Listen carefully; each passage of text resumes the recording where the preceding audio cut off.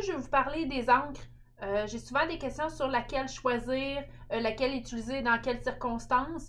Donc, je vais commencer par vous parler des catégories d'encres, puis ensuite, je vais vous détailler là, ce qu'on fait avec chacune d'entre elles. Donc, il y a 4 catégories principales au niveau des encres. La première catégorie, c'est celle-ci, c'est celle qu'on parle souvent les dye. Les dye sont des encres à base eau. Dye veut dire quoi? Veut dire de teinture, en fin de compte. Deuxième catégorie, c'est les encres qui sont hybrides. Troisième catégorie, on a les encres qui sont à base pigment ou solvant. Et la dernière catégorie qui est nos encres spécialisées. Donc, si on commence avec la première. La première catégorie, je vous ai dit encre à base d'eau, donc nos dye. C'est souvent les Distress Ink qu'on retrouve sur le marché ou encore les Momento. Les Momento, on les retrouve soit en petit format comme ça ici ou en plus gros format, mais ils se vendent de couleur aussi. Distress Ink, ils se vendent aussi de couleur. Faites attention pour ne pas vous tromper. Je parle de la Distress Ink, pas la Distress Oxide. Donc, c'est deux encres totalement différentes. Donc, ceux-ci, c'est des encres qui sont plus souvent transparentes. C'est des encres qui sont à séchage rapide. C'est des encres que je vais utiliser principalement pour faire des fonds. Ceux-ci, ce qui est super intéressant, c'est que je vais pouvoir les utiliser aussi pour du tamponnage lorsque je travaille avec des encres, pas des encres, plutôt des crayons base alcool. Donc ça, c'est des feutres à l'alcool. Quand je veux travailler avec des feutres à l'alcool, je vais faire du tamponnage. Donc, je vais étamper avec des encres qui sont base eau pour être sûr que mes lignes noires ne bavent pas. Donc, si on travaille, on veut faire du coloriage avec des encres à l'alcool, donc des feutres à l'alcool, c'est sûr que je vais faire autant mes fonds que faire mon étampage avec les dye. Par contre, il faut savoir que lorsque je fais de l'étampage avec ces encres-là, c'est très difficile d'aller chercher les petits détails. Donc, on peut étamper, mais c'est vraiment pas la meilleure encre pour faire de l'étampage parce que les détails sont juste pas là. Mais on peut étamper avec et c'est les meilleures encres pour travailler en coloriage avec nos feutres à l'alcool. Les fonds sont super beaux parce qu'on réussit vraiment, vu qu'on travaille les transparences, on réussit vraiment à faire des beaux mélanges de couleurs, des beaux fondus. Donc, c'est vraiment génial pour ça. Donc, idéal pour faire des fonds. On peut quand même étamper, mais les détails ne sont pas là et c'est génial pour travailler avec nos feutres à l'alcool. L'autre catégorie, ce sont mes Distress Oxide. Ce sont des encres hybrides, donc des encres qui nous permettent de faire des fonds et de faire de l'étampage.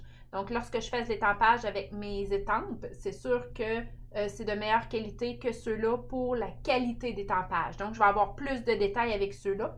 Le fini de ces encres-là est plus, je vous dirais, pas crayeux, pas cireux, là, mais le fini est complètement différent, il est plus satiné. Et ce sont des encres que si je fais des fonds, ils sont un petit peu plus opaques que mes dye. Donc, je vais pouvoir utiliser deux façons de faire mes fonds. Donc, des fonds qui vont être humide sur humide. Donc, je vais vraiment être capable de mélanger deux couleurs ensemble. Ou si je travaille sec sur sec, donc ma première couche d'encre sèche, je vais pouvoir mettre une deuxième couche d'encre par-dessus et là, je vais superposer les couleurs. Ce que je ne suis pas capable de faire avec ceux-là ici.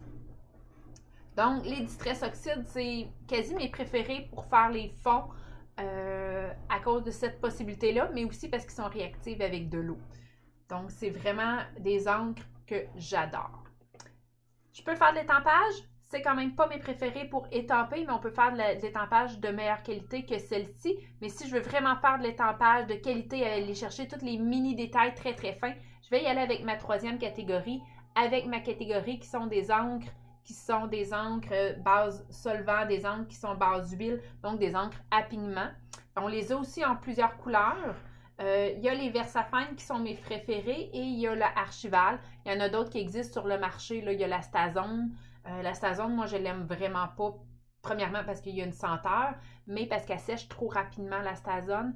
Moi, ça me cause des problèmes parce que ça ne me donne pas assez de temps de travail, mais pour certaines, ça fait le travail en masse. Fait que ça dépend tout le temps de nos besoins.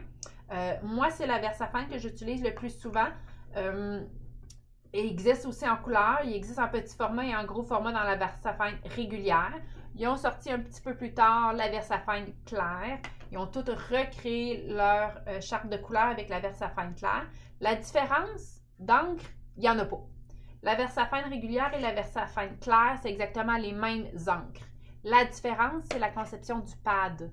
Donc, le pad à l'intérieur qui contient l'encre, c'est un pad qui est complètement différent de la VersaFine régulier. La VersaFine régulier, c'est un pad qui est un petit peu plus feutre.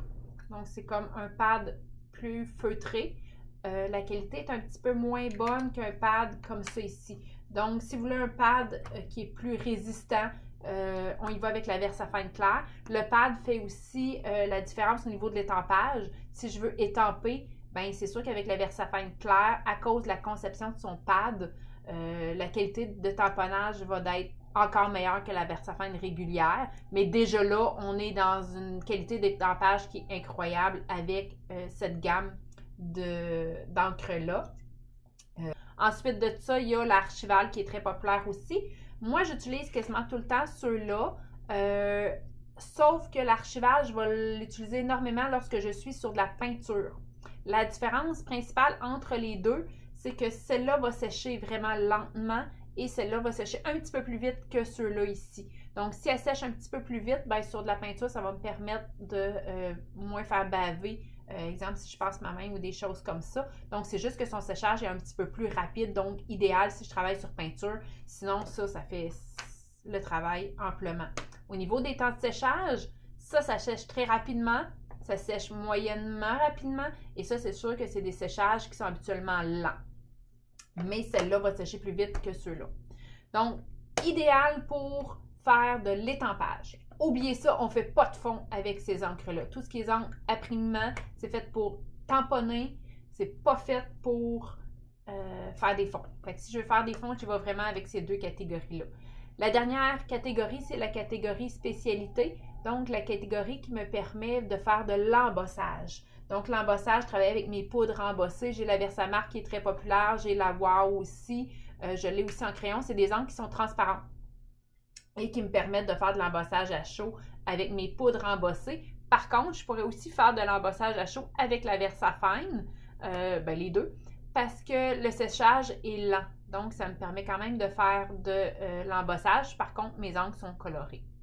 Celle-là, oubliez ça, ça sèche trop vite.